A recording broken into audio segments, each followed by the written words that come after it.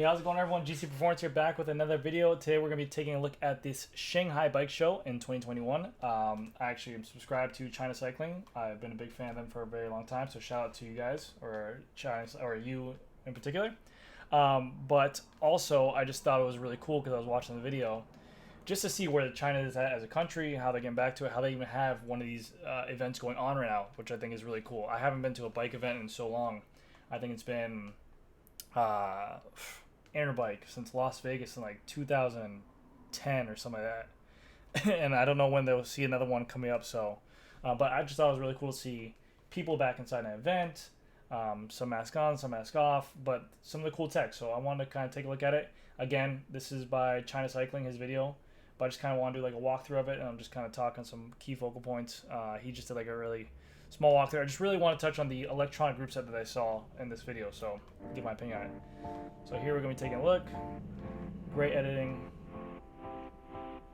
God, I wish I could edit. Not cool enough for it yet.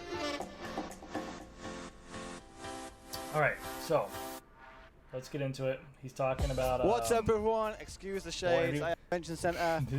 Got 8 booths to go through. Bro, I've never seen a bike like this in my life. But I promise you, I don't know. I want to see one. I don't even know what to call this thing. But this is one of the. Bro, watch this man get at it, or woman. I don't know if it. I'm sorry if I, whatever. Through like 6,000 stalls. We're gonna keep bringing you the hottest tech. Today I'm gonna. Bro. Oh my god. Through like 6,000 stalls. We're gonna keep bringing you the hottest tech. That made my day. Okay. Today I'm gonna see what juicy tech we can find. This right here. It's a Chinese. It's a full Chinese. Sorry for pausing the video so much. I do that a lot. I'm a pausing Andy. It's a full Chinese electronic group set for a mountain bike setup. So similar to like what SRAM just released, a GX wireless ETAP setup. It's just for mountain bike right now, and I think they're gonna say that they go on with road bike. They're gonna come up with one as well. But we'll take a look at it. Okay, and here we are at the Wheeltop stand. This is something we weren't expecting from Wheeltop. Yeah, wireless electronic shifting on a Chinese group set. So maybe we all thought this was going to come from the likes of Sensor or someone else, but no, out of nowhere, this brand called Wheeltop have brought it out. Waterproof, that's nice. At the moment, built for mountain bikes. I don't know, you don't need that, but yeah, it's very cool that does that, showing off its. They said they've got 11-speed version, 12-speed version, fully wireless, waterproof, that box, no problem. Oh my gosh, what the heck, dude? They've got 11-speed version, 12-speed version. Okay. Anyone who wants that on their bike is just out of their mind. I mean, yeah, it could be in the developmental stages or pre-stages, but that box looks huge, dude. And look at those buttons on there. Like, it looks like a freaking. I don't even know what to call it. Fully wireless, waterproof, no problem. The biggest free cassette size it can take is apparently a 52 tooth. It looks like it's struggling to go on a bit to the big ring there, but we'll have a look at that after. Other than that, shifting seems pretty good, pretty responsive. I think this is the start of it. You know, everyone's it looks been waiting good. for I mean, Chinese it doesn't look that bad. Shifting, and yeah, it's here. This is okay. A little tip for you guys. If you guys ever want to notice this, maybe I've done this in one of my videos as well. If you guys ever want to notice this, you know that the shifting isn't that good when they stay in the middle cogs to demonstrate it. And I think I've done it. I think I've been a prime candidate to that. But you know that it doesn't. You're gonna hear some tack tack tack tack tack, and the big, or maybe it's just not teared all the way. But you know it's not shifting when they just stay in here. Watch. In the middle gears, the money gears. Yeah, right there. Yeah, looks good there. Let me take a look at those high extreme gears. So yeah, after having a quick play around. And then basically he goes into talking about the price of it. Now they get to it. The point, I think they said the price of it was like 450 USD. I think that's the conversion that it came out to. In my mind, I think that's, granted, they're just testing the waters with electronic group sets. The Chinese are known for making a Chinese budget groupos. I've seen also other people do mechanical group sets that are very cheap, that are affordable, that are coming out with some great quality stuff. But the only thing you're getting in terms of electronics, you have to be mindful of the software that's on. SRAM and Shimano have spent years of calibration, especially for wireless type stuff. That, let's say you buy this Chinese group set and you get it on your bike, and then you go ahead and your buddy gets the same group set. You might get some cross shifting. Your shifter might pair to his derailleur. You might get some ghost shifts on there. Ceramic has done a lot of tech in on the field to make sure that when these bikes are, especially in a pro peloton, when these bikes are together, that you're not going to get any kind of cross shifting. They're linked up by their own proprietary patent. Everything's done to make it actually work. So keep that in mind. And 450 is not that like crazy cheap. When you think of Chinese groupos, you're thinking like, wow, okay, it's gonna be kind of cheap. 450 is not that cheap when you think that SRAM just launched their GX model, which is derailleur, my finger point derailleur, shifter, the charger under that for $600. So you can get a name brand company like SRAM for $150 more with the warranty backing, with the dealer to sell it into your in-house. And you know it's the same software that's been on bikes for a long time because it's running the same software as XX1 and XO1. It's just a GX, it's just a little bit more bulkier, so it's only 100 grams. But that's my case on that one. Let's keep going. Wheeltop, whatever it's called.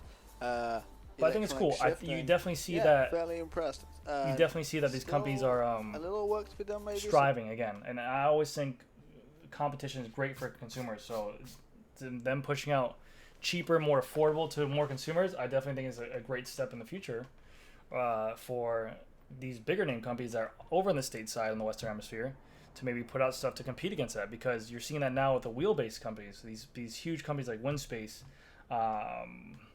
other Chinese brands. I'm sorry, I'm drawing a blank.